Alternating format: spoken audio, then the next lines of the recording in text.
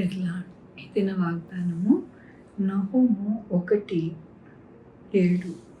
యెహోవా ఉత్తముడు, శ్రమదినమందు ఆయన ఆశ్రయదుర్గము, తన యందు నమ్మిక ఉంచు వారికి ఆయన ఎరుగును.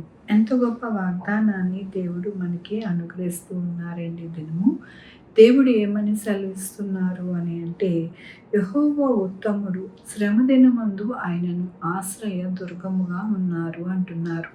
మన యొక్క జీవితాలలో శ్రమదినము, బాధ, కష్టము, ఎన్నో ఇబ్బందులు, ఇరుకు వచ్చినప్పుడు ఆయనే మనకి ఆశ్రయ దుర్గముగా ఉంటారు అని అంట.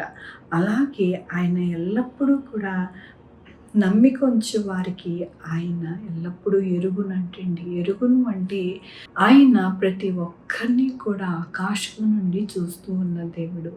కాబట్టి ఆయన ప్రతి ఒక్కరిని కూడా ఎరిగి ఉన్నారు.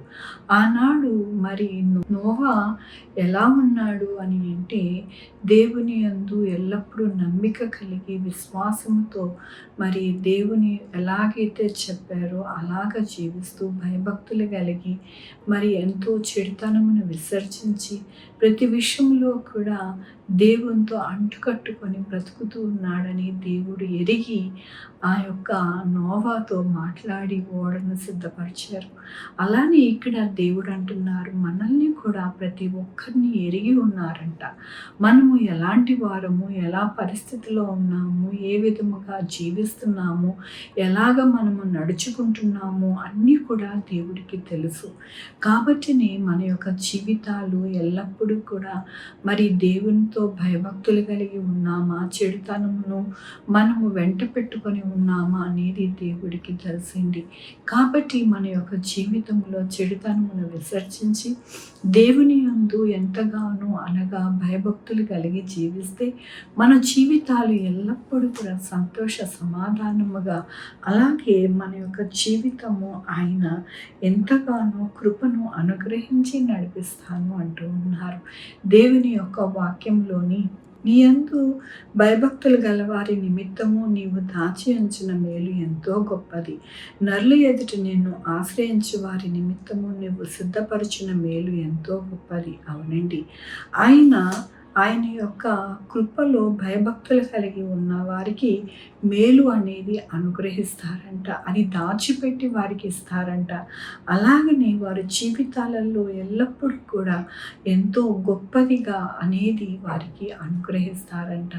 మరి మనం ఎందుకు మన యొక్క జీవితంలో చెడుతనమును విసర్జించి మనము దేవుని యందు భయభక్తులు కలిగి ఆయన మేలు అనేది ఇచ్చేది పొందుకునే వారిగా ఉండాలి కదా.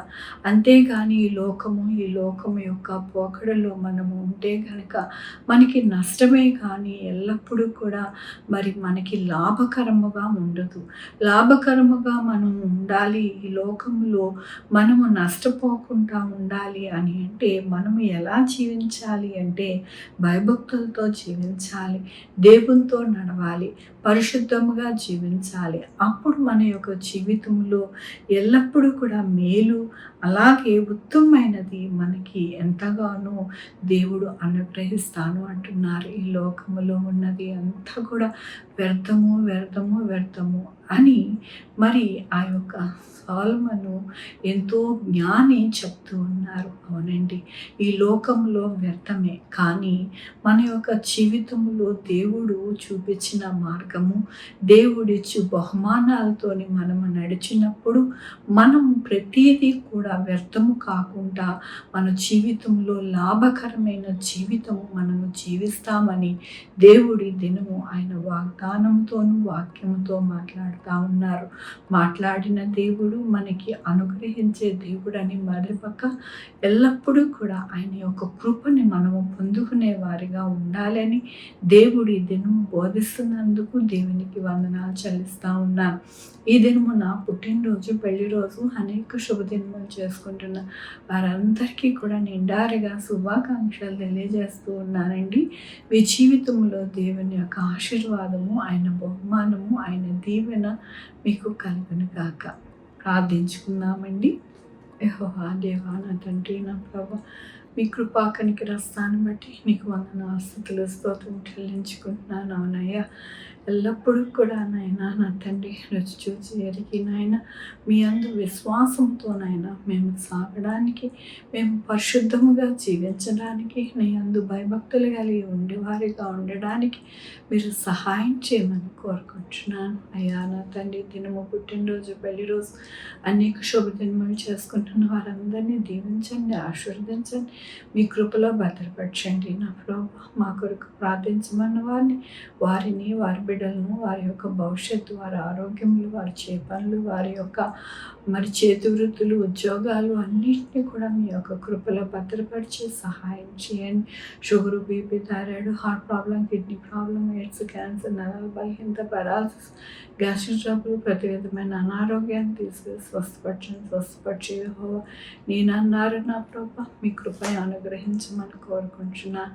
అయ్యా నా తండ్రి నా ప్రభా ఎవరైతే నాయన అప్పులతో బాధపడుతున్నారో వారిని నాయన విడుదల చేయండి. హాస్పిటల్లో సర్జరీలు అవుతున్న వారికి మంచిగా జ్ఞానం ఇచ్చి డాక్టర్స్కి మంచిగా జరగడానికి సహాయం చేయండి. అయ్యా నా తండ్రి నా ప్రభా వ్యాపారస్తుల్ని, ఉద్యోగస్తుల్ని, డాక్టర్స్ని, ఇంజనీర్స్ని, నా ప్రభా నాయన లాయర్ని అందరినీ కూడా మీరే భద్రపరచండి నాయన. వారు చేస్తున్న వృత్తులు మంచిగా నాయన హానెస్ట్గా చేయడానికి సహాయం చేయమని కోరుకుంటున్నాను. అయ్యా నాయన నా తండ్రి నా యొక్క దేశ నాయకులకి జ్ఞానం ఇవ్వండి. నా ప్రభా అవినీతి తీసివేసి నాయన నా తండ్రి ప్రజల పక్షాన నాయన నా తండ్రి ప్రేమ కలిగి ఉండేలాగా సహాయం చేయండి. స్వార్థాన్ని తీసివేయండి నా ప్రభా.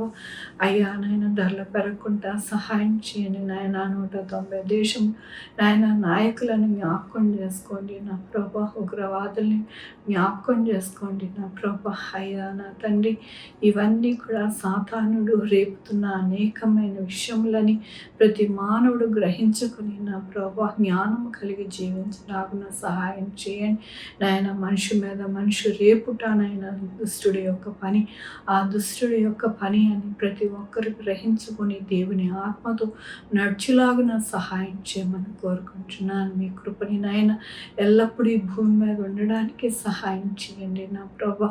అయ్యా నా తండ్రి మీరు ఇచ్చిన నాయన నిబంధనని జ్ఞాపకం చేసుకోండి ప్రభా. సహాయం చేయండి. నోవాతో చేసిన జ్ఞాపకం చేసుకోండి నిబంధన నాయన. అలాగే నా ప్రభా నా తండ్రి మీరు అక్కడ నాయన సమీపిస్తున్నదని నాయన మేము గ్రహింపుతో నాయన ఇంకా భయభక్తులు కలిగి ఉండడానికి మాకు సహాయం చేయమని కోరుకుంటూ నా ప్రభు నా రక్షణ యేసుక్రీస్తు పరిశుద్ధమైన నామమున అడిగి వేడుకుంటున్నాను తండ్రి.